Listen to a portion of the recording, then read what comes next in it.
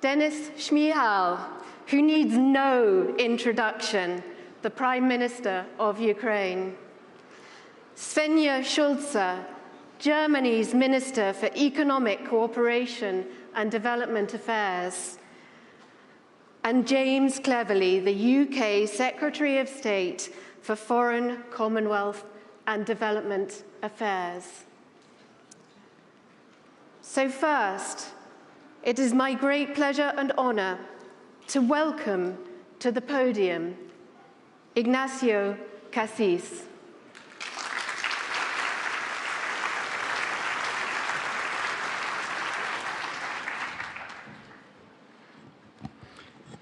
Thank you so much, Madam, dear co-presidents of the URC 2023, dear Denis and dear James. Dear colleagues, dear Svenja, Excellencies, ladies and gentlemen, London, Copenhagen, Toronto, Vilnius, Lugano, and now London again. And next year, Berlin, maybe, or another city, we don't know. We still, we still do not know. The thread that binds these three URC meetings is our common resolve to give brighter prospects to the people of Ukraine. They are not alone in face of adversity. Excellencies, I would like to congratulate the co-organizers, Ukraine and the United Kingdom, in bringing us all together here despite the war. More than a year ago, the Russian aggression against Ukraine forced us to move from the momentum of reform to the urgency of recovery. Together with Ukraine, we have succeeded in ensuring the ERC cycles despite the dramatic conditions. The first Ukraine Recovery Conference took place last year in Switzerland. Yes, ladies and gentlemen, Lugano is in Switzerland, not in Italy. In my hometown, Lugano, we agreed on the 7 principles, the compass for the recovery of Ukraine. The Lugano Declaration remains the only official document on the reconstruction of Ukraine agreed by 41 states and 18 international organizations. I'm glad to see that the circle of countries has been now enlarged at this URC and would like to invite these countries to join this Declaration of Lugano. Ladies and gentlemen, I'm deeply convinced that we need to consider everything in parallel: humanitarian action, reconstruction, and reform. In other words, we need to act and think in the short, in the medium, and in the long term by pulling together our experience, our strengths, our skills. First, we have to deal with the humanitarian emergency. We have welcomed and hosted refugees everywhere in Europe, delivered humanitarian aid, and reiterated obligation under international humanitarian law.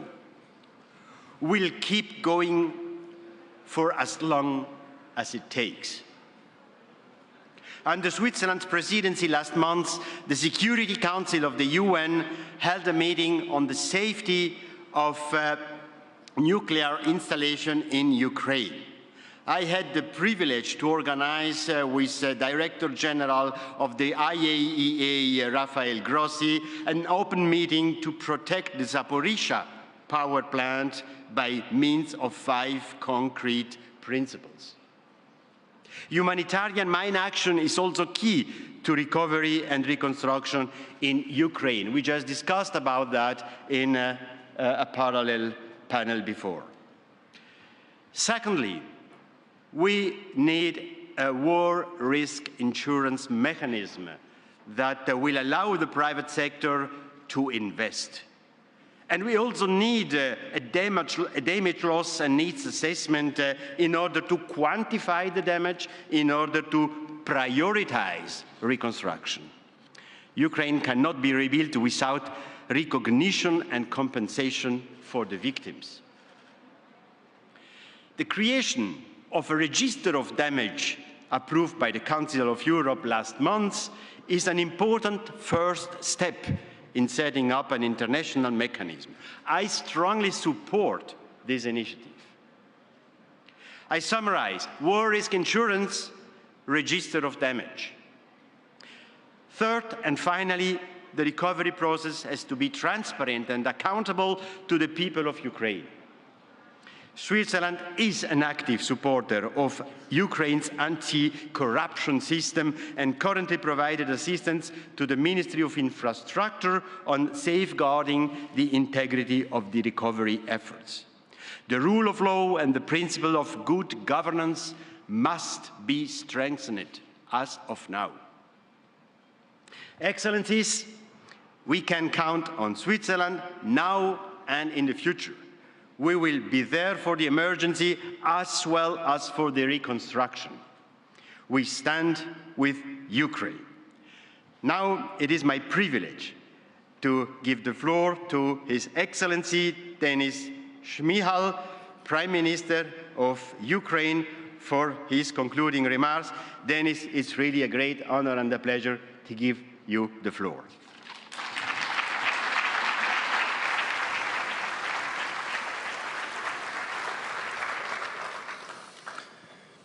Excellencies, dear James, dear Svenja, dear Ignacio, dear colleagues, dear partners, dear friends, first of all, I would like to thank you all the participants of the conference for your discussions, for your work, for your speeches and presentations, and for your willingness to join the ambitious plan for Ukraine recovery. Indeed, we are united in defense and united in recovery. We are grateful to Switzerland, where last year we hosted the first recovery conference and started discussion on our plans. We are grateful to the United Kingdom government for hosting this year's conference. We are starting to implement practical recovery projects, and I hope we will see good results this year, I'm sure actually. We are grateful to the next year's recovery conference will be held in Berlin, and we are grateful to our German partners for their willingness to take up the challenge.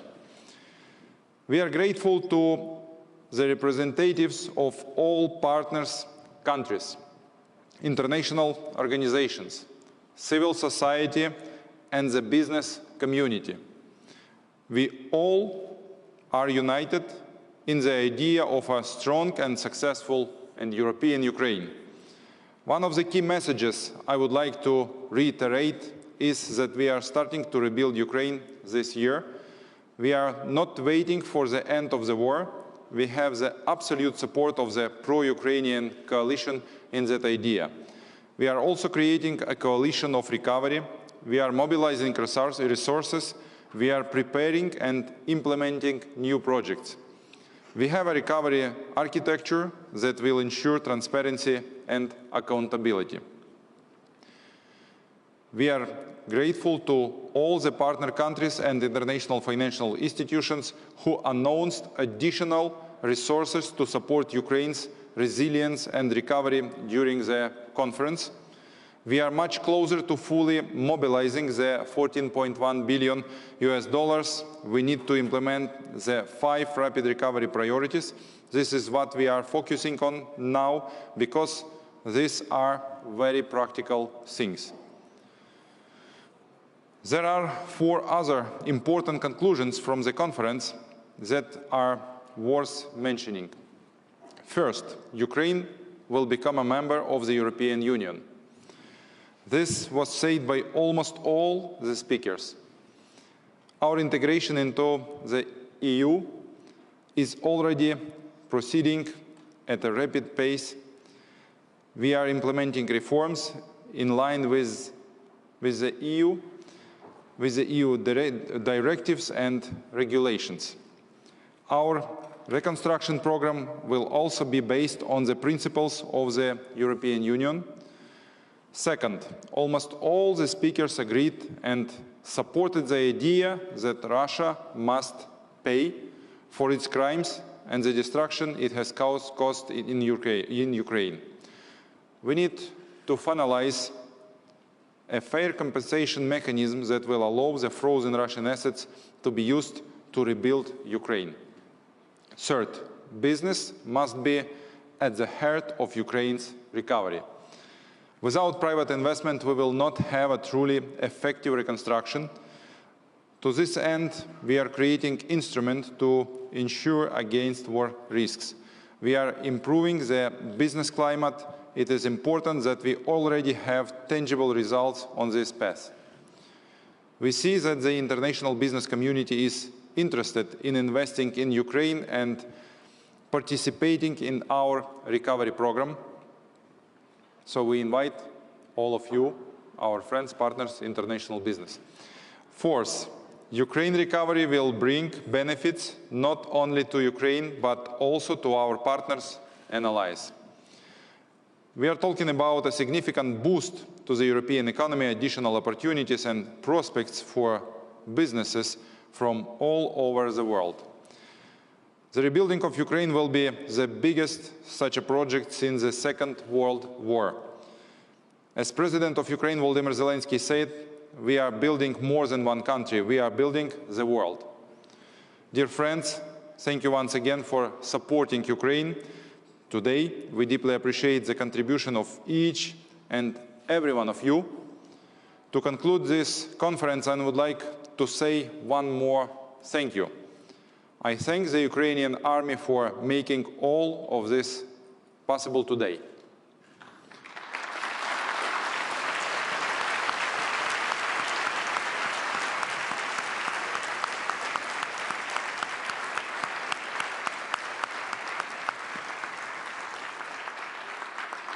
Without the bravery and professionalism of the Ukrainian soldiers, we would not be in this room. I bow my head to your heroism. This feat for Ukraine and the whole of Europe will go down in history forever. Dear colleagues, partners, dear friends, thank you all for supporting Ukraine. We will win, and we will win together. We will rebuild our country together. Thank you so much. Slava Ukraini!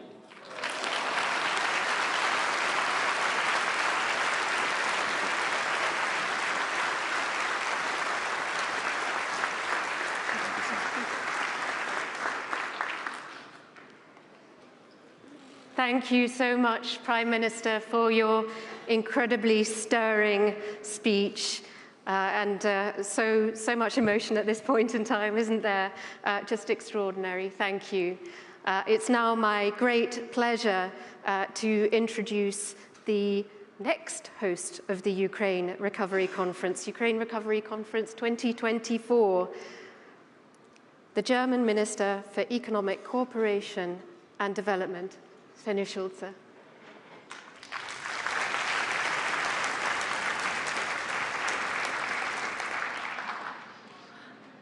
Excellencies, James, Dennis, Ignacio, ladies and gentlemen, I would like to thank the United Kingdom for making this important conference possible. It is part of our joint effort to support Ukraine in defending European values and freedom. It has been 2 intensive days full of discussions, of inspiration and renewed commitment. And that will take us further on the road towards a free Ukraine that can emerge from this unjust Russian war of aggression, that can emerge stronger than before. We all see and feel the sense of urgency and the devastating war of Russia's aggression, the destruction of the Noah Kakhovka Dam is threatening lives and livelihood additionally, and calls for urgent action. Our Ukrainian friends and partners have shown great courage to organize the immediate response in a coordinated manner and to plan the recovery strategically. Altogether, this conference has addressed both the urgent needs as well as the strategic planning and coordinating of transparent, accountable, inclusive and sustainable recovery and reconstruction. The Ukraine Recovery Conference has become an important forum for supporting such a comprehensive approach, encouraging investment and highlighting reforms in Ukraine alike. Last year in Switzerland, we laid a common foundation with the adoption of the Lugano Principles. This will remain relevant for all efforts in recovery and reconstruction and will guide our planning and coordination. This year we addressed the potential of the Ukrainian and international private sector to mobilize investment. It is clear that without private sector engagement, recovery and reconstruction will not be possible. And I am sure that our dialogue with the private sector will continue. And next year, Germany is ready to be the host together with our Ukrainian friends. Clearly, 2024, the focus will be on involving all crucial stakeholders in the recovery process. Ukraine's civil society is a pillar of strength and resilience. Likewise, it is important to stress that recovery needs to be led by the people of Ukraine, within Ukraine in displacement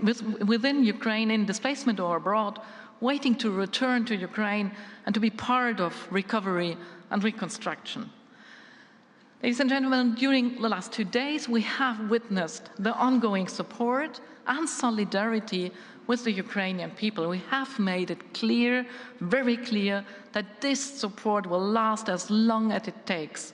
We stand by the Ukrainian people and remain determined to rebuild the country.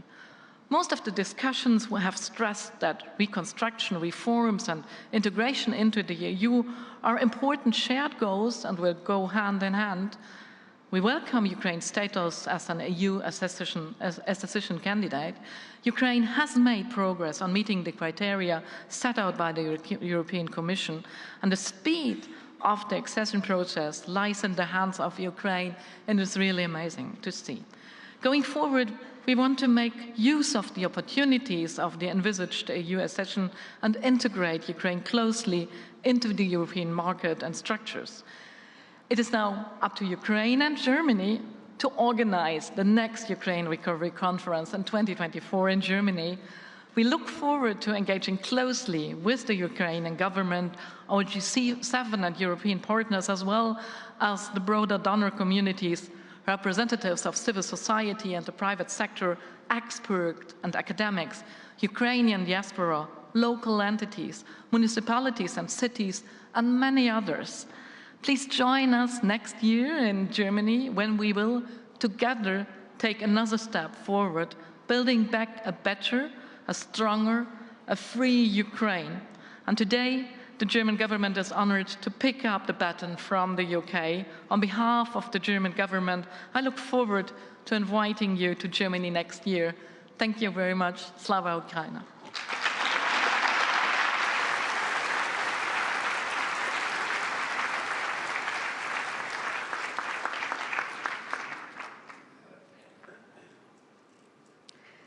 And finally, it is my pleasure to introduce for the last time today, for the last time in the Ukraine Recovery Conference 2023, the UK Secretary of State for Foreign, Commonwealth and Development Affairs, the Right Honourable James Cleverly.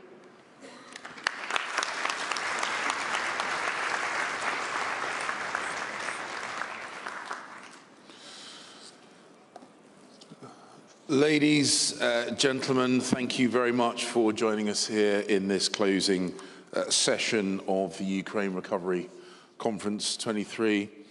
Ignazio, Svenja, thank you very much for being the previous hosts of this event and the future hosts of this event. And Dennis, can I also thank you, and through you, thank the sizable Ukrainian delegation that joined us here in London as we co-hosted this important event. The UK is immensely proud to have co-hosted this event. It is a series that began as the Ukraine Reform Conference in London in 2017. But for me, this reimagined Ukraine Recovery Conference demonstrates what can be achieved when we come together in pursuit of shared goals. And that shared goal, the primary goal, is securing Ukraine's freedom and long-term economic prosperity. Ukraine will rebuild, but they cannot do it alone. So together, as governments, as international organizations, as businesses, as representatives of civil society, we have shown Ukraine and the Ukrainian people that we stand with them. Now, the strength and the resilience of the people of Ukraine in the face of Russian aggression has been truly inspiring. And I saw that firsthand when I have visited Ukraine. And we have a duty to support them not only in their self-defense by building a coalition of support which has provided that military equipment and training that the members of the Ukrainian armed forces that the Prime Minister mentioned have utilised. Not only have we built a coalition of support at the United Nations, voting comprehensively on 2 occasions to condemn Russia's action, but through our attendance here today, we are building a coalition of reconstruction for Ukraine. And as Ignacio set out, last year's conference was the first to shift the focus to recovery. And the Lugano principles, which were established at the URC 22, have given us the building blocks that will help that recovery process. And here, over these last couple of days at London, we have built to ensure that all parts of society come together to support Ukraine as it transforms its economy. And I have no doubt that next year, Germany will continue this essential work. We had not envisaged this to be a pledging conference.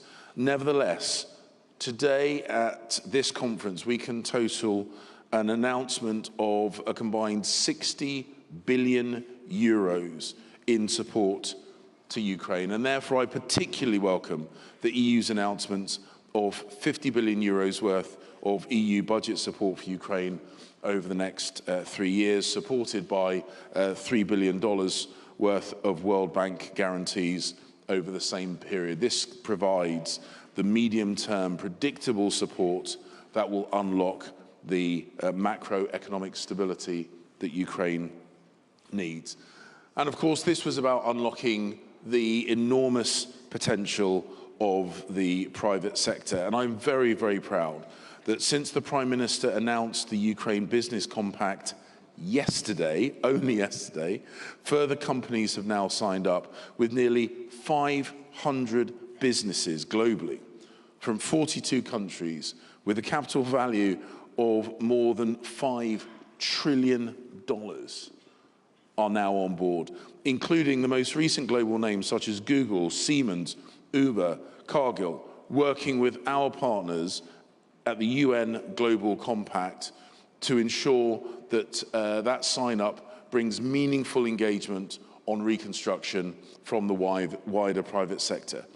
Development finance institutions announced mechanisms to provide the seed capital to support a private sector-led growth. The European Bank for Reconstruction and Development announced its intention to raise between 3 and 5 billion euros of new capital from shareholders. And this could provide at least 4 times the amount in new investment to Ukraine for the next coming years, including the investment critical for infrastructure. The G7, the European Development Finance Institutions, launched a new Ukraine investment platform that will promote co-financing, and the new London War Risk Insurance Framework will guide efforts working with the commercial insurance markets to unlock private investments. And of course, I'm proud that the UK played a part through our new UK contribution of up to £20 million to the World Bank's MIGA scheme, alongside a very generous contribution from Japan. So we can see what the future looks like. The Ukrainian government has set forward its plans to boost its tech sector, to use digital to unlock its own potential. And through the G7+ Clean Energy Partnership, we will help to accelerate Ukraine's own transition to green energy. This last day and a half, together, working shoulder to shoulder with each other in support of Ukraine, we have achieved so very much. Our goal in London was to make sure that the URC-23 really delivered for those brave people of Ukraine. And I do feel that with your support, we have achieved that. I look forward to joining our good friends in Germany next year to continue this good work. And let me close this conference by once again paying huge tribute to the great people of Ukraine who are defending themselves against this brutal attack. They deserve our support. They are earning our support. And I am very proud that we all together are providing that. Slava Ukraini.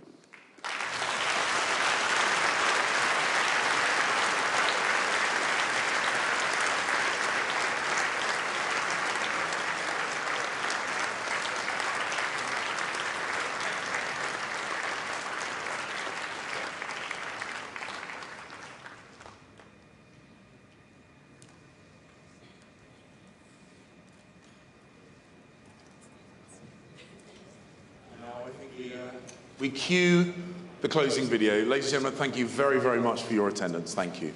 You sit during the video. When you hear any of these London, 1940. the government have given instructions for the following Kyiv, 2022.